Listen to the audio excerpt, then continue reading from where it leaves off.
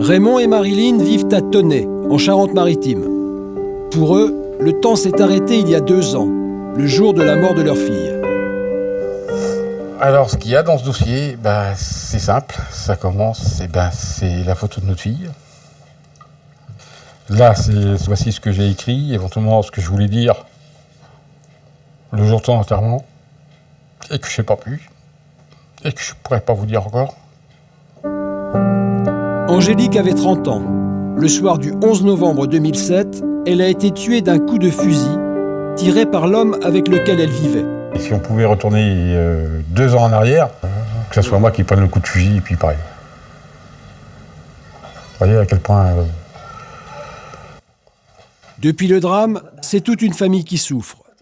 Aurore, la sœur d'Angélique, n'arrive toujours pas à accepter sa mort. Je préfère faire comme si elle était encore là. Je pouvais l'appeler en fait. Voilà. J'ai encore son numéro de téléphone dans mon répertoire et je vais à bord, à l'endroit où ça s'est passé, et j'attends devant la maison qu'elle sorte. Et c'est un cauchemar et puis c'est un film. Mais c'est un film. Quand on regarde la télé, on dit c'est pas chez nous. Éventuellement ça peut arriver que chez les autres. Mais chez nous c'est inadmissible, puis c'est incompréhensible, et puis ça n'arrivera jamais parce que c'est de l'irréel.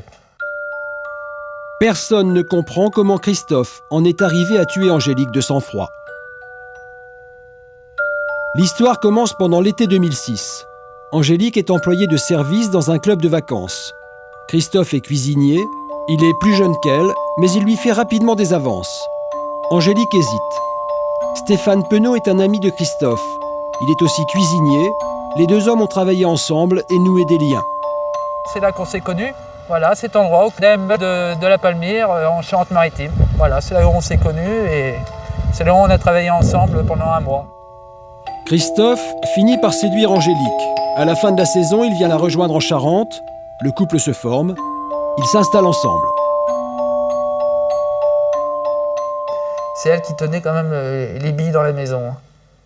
Ça se voyait. Il le fallait peut-être parce que Christophe, c'était encore un gamin. C'était encore un gamin. Elle avait un peu plus les pieds sur terre que lui. Stéphane les a reçus chez lui quelques semaines avant le drame. Il se souvient d'une relation particulière. On avait l'impression que, quand ils étaient dans la rue, c'est vrai qu'ils ne se tenaient pas la main, ils étaient pas, chacun marchait de son côté, c'était différent. Donc voilà, mais bon, ça, je ne peux pas savoir pourquoi. Et j'avais un petit peu cette impression qu'ils, des fois, quand ils étaient dans la rue, ils ne voulaient pas se faire voir ensemble, ils s'évitaient. La famille d'Angélique est surprise, elle aussi, par le comportement de Christophe. Raymond n'aime pas le compagnon de sa fille. Il était envahissant. Et il déboulait chez vous en plein jour, sans vous prévenir, et puis là, sans gêne. Il rentrait chez vous, il se servait, et puis éventuellement, il se rebarrait. Il vous disait à peine bonjour, et puis il se rebarrait. À la fin, on se disait, on aime bien notre fille, mais surtout qu'elle ne nous l'amène pas, parce que lui, c'est pas la peine, on ne peut plus le voir. Quoi. Et puis on dit, ça va pas. Bon, ma fille l'avait ressenti, elle aussi l'avait senti, que ça, on n'accrochait pas. Et puis quand je lui ai dit, écoute, il est en train de te fâcher, il est en train de te monter contre toute ta famille, il va falloir que tu fasses un choix. Angélique n'est pas heureuse. Pourtant, elle ne se résout pas à rompre avec Christophe. Elle s'enlise dans cette relation et grossit de 25 kilos en quelques mois. La famille, spectatrice, reste impuissante. Elle s'était résignée à sa présence. Oui, à la fin. C'est triste de dire ça, mais elle s'était résignée à être avec lui. Alors qu'elle aurait pu. Oui, parce qu'elle n'était pas heureuse. Elle n'était pas heureuse, mais elle se sentait mal dans sa peau. Elle pensait que personne d'autre pourrait l'aimer parce qu'elle se sentait pas bien dans ses chaussures. C'est le samedi 11 novembre 2007 que tout bascule. Ce soir-là, le couple mange chez les parents d'Angélique, autour de cette table. Quand ils quittent la soirée, personne ne se doute qu'elle est en train de vivre ses dernières minutes. Et eux, ils sont repartis à 1h moins 20 du matin. Et sur le bas de la porte, j'ai dit à ma fille, tu fais comme d'habitude, en arrivant là-bas, tu me balances un coup de fil, juste pour nous dire, vous êtes bien arrivés. Et ce coup de fil, je l'attends encore. Depuis, Raymond a fait de nombreuses fois l'ultime voyage de sa fille ce soir-là. Pendant la première année, oui, je l'ai faite souvent. Je l'ai faite Je sais pas, peut-être parce que ça me rappelait éventuellement ma fille, ça me rapprochait de ma fille, et puis je voulais savoir comment ça s'était passé. Alors la maison, c'est celle-ci. Vous voyez, c'est celle qui est en face, la petite blanche là. Il est un peu moins d'1h du matin quand Angélique et Christophe arrivent devant leur maison. Ma fille a rentré la voiture dans la cour, elle a refermé le portail, et c'est là, d'après ce qu'il aurait dit, qu'il aurait vu son chien dehors. Et là, normalement, c'est là où recommençait la dispute. Une dispute à cause de leur chien qui s'est échappé. Christophe s'en prend à Angélique, le ton monte. La jeune femme se retire dans sa chambre pour regarder la télévision. Christophe est toujours énervé quand il décide de la rejoindre pour obtenir ses faveurs. Mais elle refuse. Foudrage. Christophe se rend dans le garage. Il s'empare de son fusil de chasse et revient dans la chambre d'Angélique. Et arrivé sur le bas de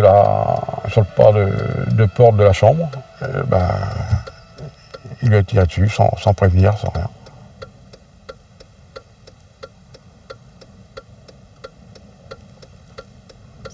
Sans aucun mot, voilà. Il est arrivé devant la porte et puis il a tiré. C'est Christophe lui-même qui appelle les gendarmes. Il est 1h du matin, Angélique est encore vivante. Elle est transportée d'urgence à l'hôpital. Christophe, lui, est mis en garde à vue. Raymond garde en mémoire l'appel des gendarmes au petit matin. Il m'a dit « Monsieur, j'ai une mauvaise nouvelle à vous annoncer. Votre fille a eu un accident. » Ma fille a eu un accident.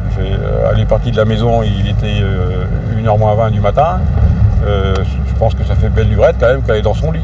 Il m'a dit « Non, monsieur, attention.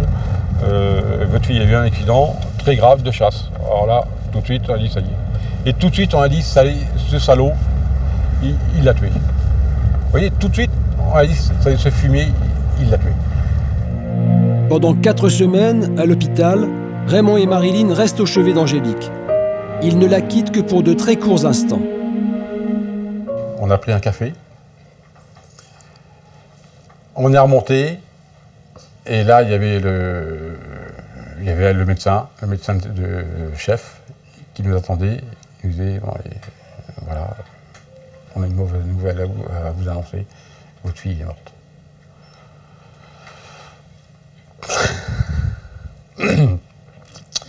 Et là, ça nous a fait mal, parce que les 5 minutes où on l'a laissée, elle est morte.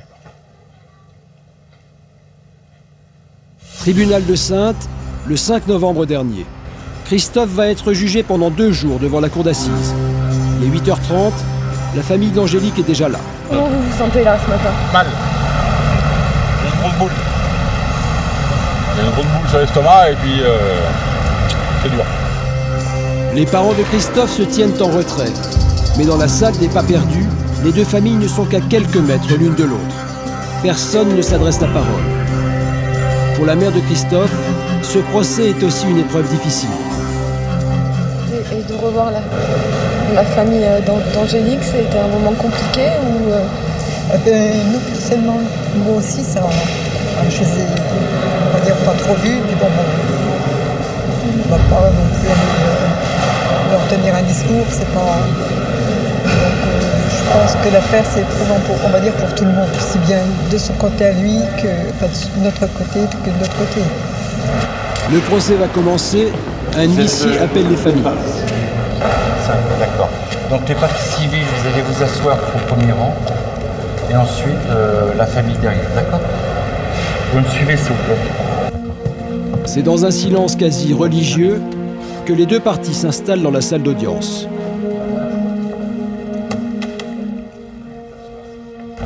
À savoir qu'à tout moment, vous pouvez sortir et rentrer, d'accord? Vous avez besoin d'un renseignement, vous vous adressez à moi. D'accord? Ou à votre avocat. Voilà, mais n'hésitez pas. Marchez ici.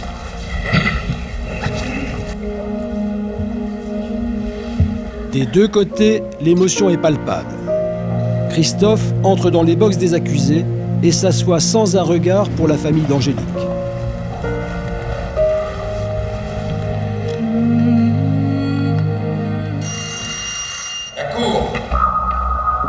Cette première matinée est consacrée à la personnalité de l'accusé. Christophe y est décrit comme un homme introverti, timide et généreux. Quand la parole lui est donnée, il raconte sa souffrance devant le manque de communication entre Angélique et lui. Il évoque ses frustrations. Il fait ensuite part de leur mode de vie et du peu d'intérêt d'Angélique pour les tâches ménagères, ainsi que son incapacité à témoigner toute marque d'affection. Pour la mère de Christophe, c'est un portrait fidèle de son fils qui a été dressé. Mais ça reflète très bien sa personnalité de toute son enfance jusqu'à maintenant. D'accord. Merci. Mais pour les parents d'Angélique, ce portrait de Christophe est insupportable. C'est un monstre. Ils devraient le mettre à l'écart de la société parce que c'est un mec qui est trop dangereux, c'est un monstre. C'est un prédateur qui est en liberté. Il faut l'arrêter, ce mec. Dehors, la famille réconforte les parents d'Angélique. Pour Aurore, sa sœur, la description que Christophe a faite d'Angélique est révoltante. Le rôle de la femme en France, c'est encore faire le ménage et puis serrer les dents quand son conjoint il a envie d'un petit câlin, comme il dit. Et je trouve ça révoltant et révulsant de l'entendre de la bouche de tout le monde à l'heure actuelle. Je trouve ça mais tellement scandaleux que je suis sortie parce que j'avais envie de hurler qu'on n'était pas au Moyen-Âge. Dans les couloirs du tribunal, l'ambiance est tendue. Avant la reprise de l'audience, Maître Mouhou, l'avocat de la famille d'Angélique, vient réconforter ses clients. En réalité, quand on regarde bien l'ensemble des témoignages depuis ce matin, les témoignages de la défense, pas un seul ne reproche quelque chose d'important ou de grave à votre fille. Donc en fait, votre fille, on ne lui reproche rien, sauf qu'ils essaient... Oui, il faut bien trouver quelque chose. Qui est un moyen de défense, tenter de salir un peu la victime. Oui.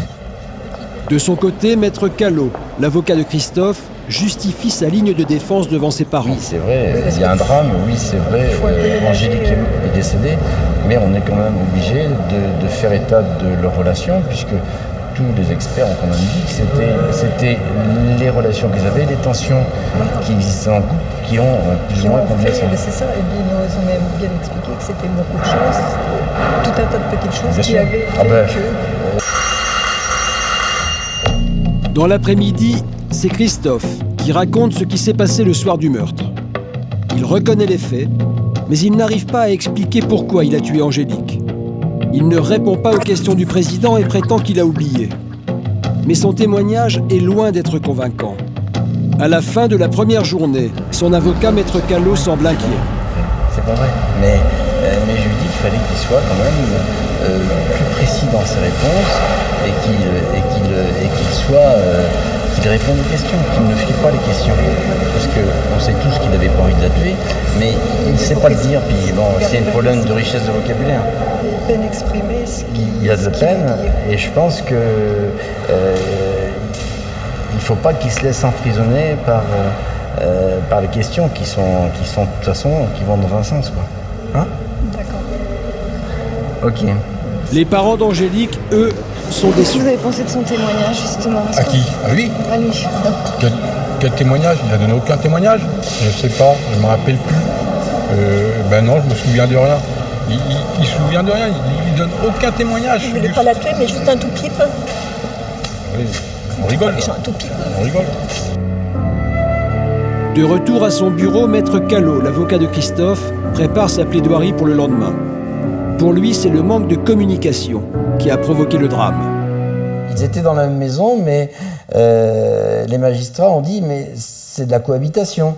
C'est-à-dire qu'on vit l'un à côté de l'autre, mais on ne vit pas l'un avec l'autre. On ne partage pas le lit, on ne partage pas la chambre, on ne partage pas la table, et on ne partage même pas la télé. On va chacun devant sa télé. On ne s'exprime pas, on n'a aucun dialogue, et la tension monte, la tension monte, la tension monte, et on en arrive au drame, fatalement. Ce serait l'accumulation des frustrations qui aurait conduit Christophe à commettre l'irréparable. Il cherchait des gestes de tendresse, il n'en avait pas, et c'était insupportable, c'était difficile à vivre, à tel point que quand il prend l'arme, les médecins, psychologues qui l'ont observé ont dit que l'arme pour lui, c'était une manière enfin de s'affirmer comme un homme. Deuxième et dernier jour du procès. Le portrait d'Angélique, brossé hier par Christophe, a irrité toute la famille de la victime. Ce matin, Aurore, sa sœur, a demandé à passer à la barre pour parler d'Angélique et rétablir la vérité. Je voulais juste que les gens sachent ce qu'elle était et ce qu'elle représentait pour nous et surtout que voilà, c'était pas la femme autoritaire et castratrice qu'elle a été dépeinte. Il est 15h. C'est le moment des réquisitions de l'avocate générale. En quelques phrases cinglantes, elle reproche à Christophe de n'avoir rien expliqué pendant son procès. Elle termine en se disant convaincue de l'intention homicide et demande une peine de 25 années de prison. La mère de Christophe est abasourdie. Je trouve que c'est trop dur par rapport aux événements. Parce qu'il mérite pas cette réquisition de toute façon.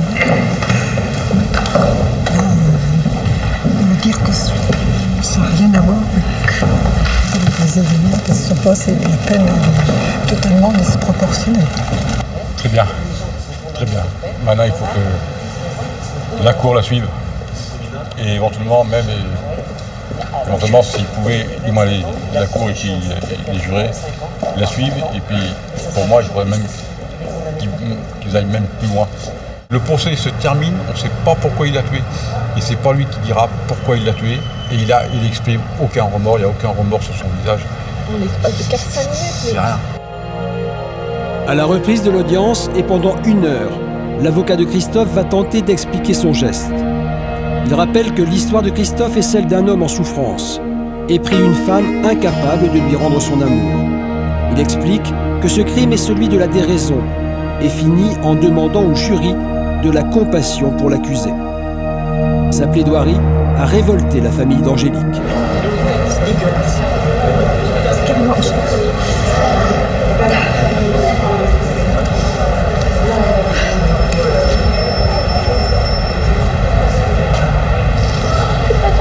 C'est une insulte. C'est une insulte. Il la déterre et il lui crache dessus. C'est tout ce que ça signifie. Le jury délibère pendant 1 heure. Les 2 familles se préparent au verdict.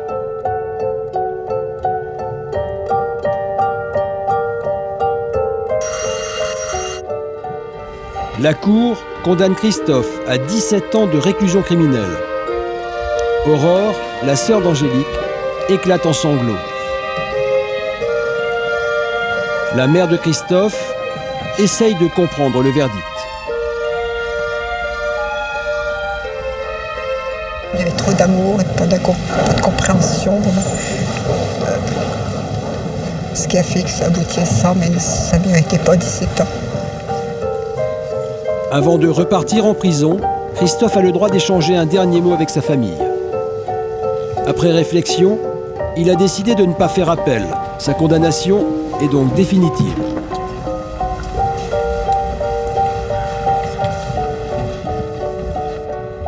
Dehors, épuisée par les 2 jours de procès, la famille d'Angélique ne commande pas le verdict. Elle repart en silence, en espérant pouvoir tourner la page.